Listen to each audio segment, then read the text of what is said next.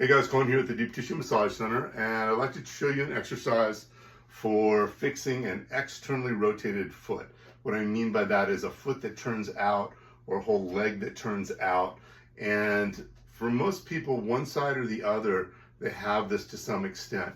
And when that does happen, it changes the mechanics of your normal walking cycle. So it can cause pain and strain patterns, particularly in through the arch and in through the hips and in through the low back. So I'm going to show you an easy fix for this. It doesn't take a lot of time, so it's a minimal investment on your part, and it can make a big difference. So what we're going to do is we're going to start with our feet about hip width apart.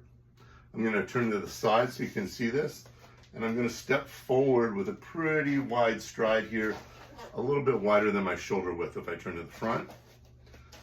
And in this position, what I want to do is make sure both my feet are pointing straight forward. That back foot will be a little bit rotated out potentially, but front foot pointed straight ahead.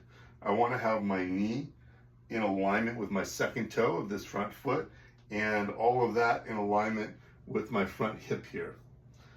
Now, in this position, what we're going to then do is lift the back heel up off the ground and put shifting about 70% of the weight onto that front leg. Now in this position, we're now going to let that front knee bend forward a little bit and come inward a little bit. And I'm going to show you this from the front because it's a lot easier to take in from there. So in this position, as I've shifted most of my weight onto this front leg, just a little bend in the leg, I bring that knee forward and inward a little bit. And I'm going to let that arch of the front leg, the front foot rather, stretch. Don't want it to collapse, just want to let it stretch out and relax a little bit. Now in this position, I've now rotated this femur inward. So you might already be feeling some stretching going on through the rear hip capsule here. That's a really good thing because it's starting to shift the position of the head of the femur in the capsule, and it's allowing it to free up. Now, the other thing we're going to add to this in this position is I'm now going to bring the opposite arm forward like I would when I'm walking, but I'm going to bring it forward and reach forward, keeping it right in front of my shoulder. Now, I don't want to bring it across my body or up high, just right in front of my shoulder, and I'm going to twist my upper body just a little bit like I'm really reaching with this.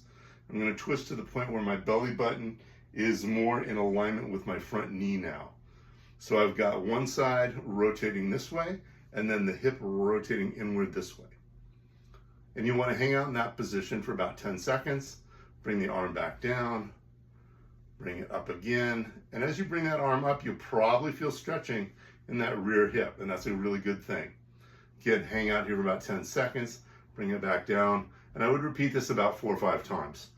That in and of itself is going to start to change that potential of rotation in the hip so that you can get your foot more forward and your body mechanics start to correct themselves.